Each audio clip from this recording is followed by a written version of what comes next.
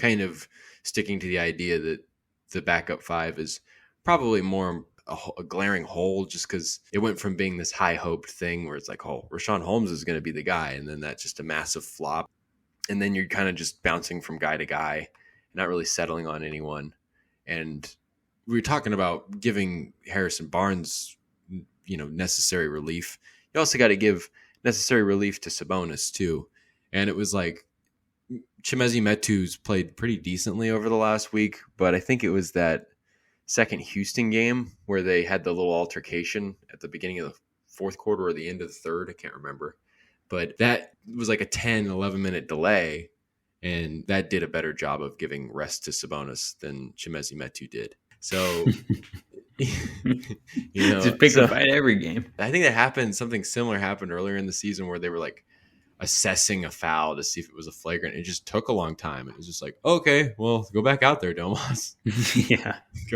Go play the entirety of the fourth quarter, Yeah. It's great. But yeah, the backup five does seem like the thing that they can get an outside option to. Obviously, I think Mason Plumlee is kind of the guy that I would say is maybe kind of the front runner, if you want to use that kind of terminology. Plumlee kind of seems realistic. I think some Hornets people over at what is it? Hornets something. I don't even remember. Hornets. Man, what is it? Was like a part of SI SportsIllustrated.com. Hornets. God, I want to say the Hornets Nest, but it's not. We're not doing any justice in hyping them up. Or let me just look it up. This is All Hornets. They're called All Hornets on SI.com. And so they propose a trade with the Kings and Plumlee, or the Kings and the Hornets, with the main focus on Mason, like Miles or Mason. Mason Plumlee going to the Kings in exchange for Terrence Davis, Alex Len, and 2 second-round picks, while the Kings would be giving, and then the Kings would be getting Plumlee and another second-round pick via Boston, I believe. So, like, nothing crazy, but Plumlee is, he could be a solid backup five because he can rebound well, decent defender, and he's also a good passer. And obviously that's what Sabonis does well. So he could be plugged into Mike Brown's system fairly decently and be able to maybe run the offense through a center off the bench, kind of like what Sabonis is doing. So that's why Plumlee makes a lot of sense for the Kings, and he seems like an obtainable acquisition at this point. Charlotte's trying to get rid of him. Yeah. I don't know why. I think he's having a pretty good year. They wanted to gear towards the future. They wanted a younger center. Okay. But I think Mark Williams had a big game a couple weeks. He's had a couple of big games, and he seemed like more of a project. Maybe, I don't know. He seems like he's playing well. I don't know if he was hurt or something. I'm not 100% sure, but because the Charlotte thing was what we always talked about. Maybe Holmes going to, but sticking to Plumlee would be like you laid out there. He would be kind of like when the rumors about DeMarcus Cousins, not even rumors, but just the idea of DeMarcus Cousins coming to be a backup center in Sacramento, there was some merit to it because it's like, okay, in terms of like a center that can kind of handle the ball and pass and do all these other things, it's like that is a similar player profile, I guess, to what Sabonis does on the floor. I mean, obviously not to the same degree, but it at least kind of mirrors it. And Plumlee's probably better. I mean, you know where you're getting. This guy's played all year. He's a smart player, knows what he's doing. Not to say other guys aren't, but you'd be getting a solid, reliable option, which would do so much for the whole bench and the whole team.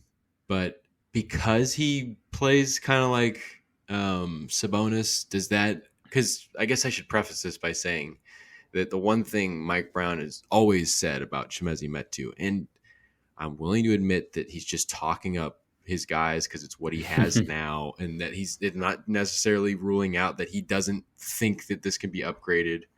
But there's a possibility that Mike Brown would be like, no, I think I like having a different look. I like giving those teams that different look, which is what he says all the time about Metu being out there as the backup 5. Because that's the only thing he can say. I mean, yeah, okay, that's fair. I'm sorry. I can't even let you go on. No, you are way better off with Plumlee than Metu. But Mike Brown's just full of shit, and he knows he is. But he has to talk up his guy, give him some confidence, not seem like there's a glaring hole in the backup center. He's like, yeah, no, he provides like a different look. Like, yeah, no shit, because he's way worse than Sabonis. Like, that's a different look, isn't it? Yeah, I was gonna. Now I'll transfer to the other side of the coin that I was gonna go. Okay. Sorry. No, you're right. I'm glad that you stopped me. I'm glad that I didn't have to go through with that. But you don't need to. Because you can see I was kind of tiptoeing through it. I'm like, I know he might, I know it's probably plausible that he's just talking up his guy. I'm like, that's exactly what he's doing. You just come in and you're like, yes. But, also I cited these comments earlier. I think it was after Sunday's game. He's talking about how he had to essentially draw up a different defensive philosophy where they're doing more switches, where the center switches on to guys, which they don't do with Sabonis. And that it seems actually highly beneficial that they'd be able to have a center that they could play the exact same way with. Plumlee's going to come in and he's going to replicate what Sabonis does very well as a backup. And also just in terms of that like facilitating thing, it won't be as good again, but you could see him having good 2-man games with guys off the bench or even starters. And it just seems like you get him in there for a couple of games and things will just start rolling. It'll be a pretty seamless fit, relatively so, for a mid-season trade. And yeah, I don't know. Plumlee just makes too much sense. Mm-hmm. I agree with you 100%. I don't think Mike Brown is... I don't think he's got all the chips in the middle of the table on Chimezie Metu. No, you would hope not. Right. But, I think Mike Brown's too competent of a coach to actually have all his chips on Metu. Again, probably just talking up his guy. So, yeah, I think Plumlee, this could just be a 1-year rent or half a season rental. Might be a little hard to sign him in the offseason. But going back to my point, the Kings are a playoff team and they need to make acquisitions at the trade deadline to improve their roster. And like we said, it's either between the 3 and the 5. The 5 makes a little more sense. Not saying that the 3 isn't a need. A backup 3 isn't a need right now, but it seems like there's more backup 5s available and ones that are more attainable.